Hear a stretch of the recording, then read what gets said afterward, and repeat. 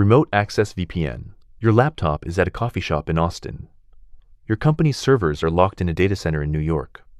Remote Access VPN is the bridge. It has quietly powered the modern workforce since the mid-1990s, when a Microsoft engineer named Gurdeep Singh Paul created the very first VPN protocol, PPTP, in 1996. Here is how it works. A small client app, think Cisco AnyConnect or Global Protect by Palo Alto Networks, creates an encrypted tunnel between your device and your company's server. Everything travels through that tunnel. The encryption used is typically AES 256. To brute force crack it, a supercomputer would need longer than the current age of the universe. Your files are safe. You are safe. Site-to-site VPN. 2 offices, 2 cities, 1 seamless network.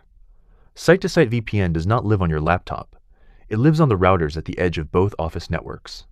Once configured, every device in Office A can talk to every device in Office B as if they shared the same building. A bank with headquarters in London and a branch in Dubai is a perfect example. Neither employee thinks about VPNs at all. The routers handle everything silently. Cisco, iOS, IPsec, and Fortinet's FortiGate firewalls are the most widely deployed hardware for exactly this purpose. This technology replaced expensive, dedicated lease lines in the early 2000s. Same security, a fraction of the cost. Client-to-site VPN. This sounds identical to Remote Access VPN, and nearly is. The distinction is architectural. Client-to-site is the precise technical term used in enterprise firewall documentation, specifically describing one individual device connecting to one specific corporate network endpoint. Remote access is the broad concept. Client-to-site is the implementation. Security engineers care about this difference because it determines how firewall rules, IP address pooling, and split tunneling are configured.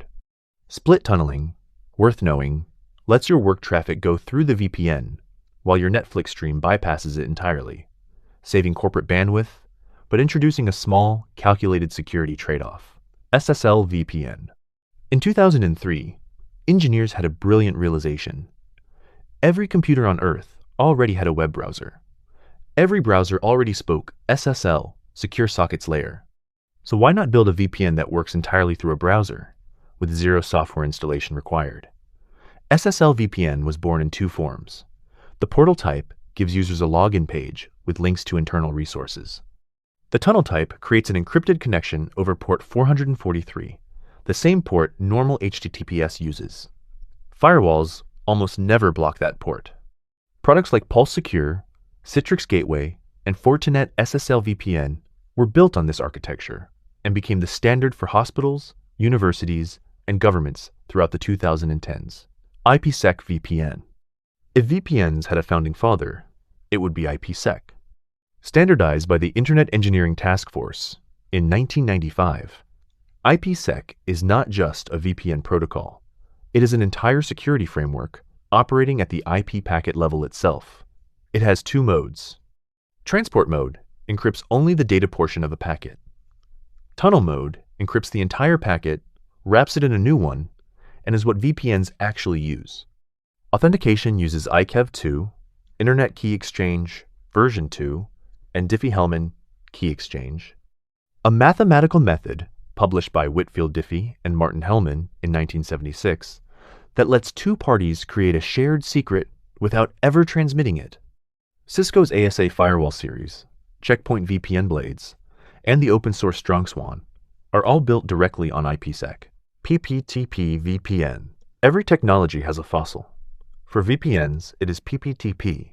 Created in 1996 and co-developed by Microsoft, Ascend Communications, and 3Com, it was the world's first widely adopted VPN protocol, bundled directly into Windows 95. Revolutionary then, dangerous now. By 2012, researchers Moxie Marlinspike and David Holton demonstrated a cloud-based attack that could crack a PPTP session in under 24 hours. Microsoft itself advised users to abandon it, yet it still appears as an option on cheap routers today. If you ever see PPTP offered by a VPN service, treat it as a red flag. The tunneling still functions. The security does not. L2TP. IPsec VPN. After PPTP collapsed under scrutiny, the industry needed a replacement. L2TP, Layer 2 Tunneling Protocol, arrived in 1999, jointly developed by Cisco and Microsoft. It had one catch. It offered zero encryption on its own. So engineers paired it with IPsec to handle security. The combination became one of the most deployed VPN configurations of the 2000s, built natively into Windows, macOS, iOS, and Android. The trade-off was speed. Routing traffic through both L2TP and IPsec layers created double encapsulation overhead, making it noticeably slower than alternatives.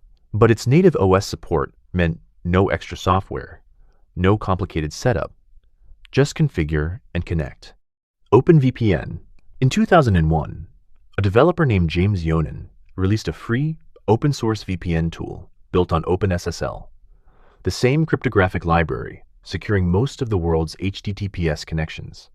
It was called OpenVPN, and it quietly reshaped the entire industry. It runs over UDP for speed, or TCP for reliability. It operates on any port you assign it, including port 443, making it nearly indistinguishable from regular web traffic. Because its code is open source, security researchers worldwide audit it constantly. Vulnerabilities get found and fixed transparently. Closed-source VPNs ask you to trust them. OpenVPN lets you verify. Today it powers the back-end of NordVPN, Private Internet Access, and Proton VPN, WireGuard VPN. In 2015, a security researcher named Jason Donenfeld looked at OpenVPN's 600,000 lines of code and decided something was fundamentally wrong. More code means more places for bugs to hide. So he built WireGuard, an entire VPN protocol in roughly 4,000 lines of code. It uses only modern, fixed cryptographic primitives: Cha-Cha-20 for encryption, Curve 25519 for key exchange, and Blake2 for hashing. No negotiation. No room for misconfiguration. Benchmarks show WireGuard is 2 to 4 times faster than OpenVPN. In 2020, it was merged into the Linux kernel. NordVPN built NordLynx on top of it. Mullvad adopted it fully. WireGuard is the future of VPN technology, and that future is already here. Consumer VPN. This is the VPN advertised before your YouTube videos. NordVPN, ExpressVPN, Surfshark, simple apps with a single connect button. The technology underneath is real. Most use OpenVPN, WireGuard, or proprietary protocols like ExpressVPN's Lightway. Your traffic routes through the provider's servers. Your real IP is hidden, and your ISP sees only encrypted data going nowhere identifiable. Consumer VPNs serve genuine purposes, bypassing censorship, accessing geo-restricted content, and preventing ISPs from selling your browsing history, a practice made legally easier in the United States in 2017. But understand the trade-off. You are not anonymous. You are moving trust from your ISP to the VPN provider. Choose one with an independently audited no-logs policy. NordVPN and Mullvad have both passed third-party audits. Marketing claims alone mean nothing. Tor Over VPN. Here's where things get serious. Standard VPNs hide you from your ISP. Tor, the onion router, goes further. Developed by the United States Naval Research Laboratory in the mid-1990s and released publicly in 2002, Tor routes your traffic through 3 volunteer-operated relays, encrypting it in layers, so no single node knows both who you are and what you are accessing. Tor Over VPN combines both. Your ISP sees a VPN connection. The VPN provider sees a Tor connection. The Tor entry node sees only the VPN's IP address, never yours. Layered anonymity. The cost is speed. This is not for streaming. It is used by investigative journalists, political dissidents, and security researchers who need genuine operational protection. Proton VPN has this feature built in natively. Cloud VPN.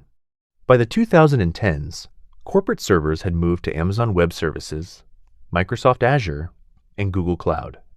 Traditional VPNs were designed for physical office buildings. The cloud had no physical location.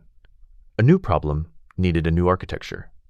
Google Cloud VPN, AWS Site-to-Site VPN, and Azure VPN Gateway emerged to fill that gap.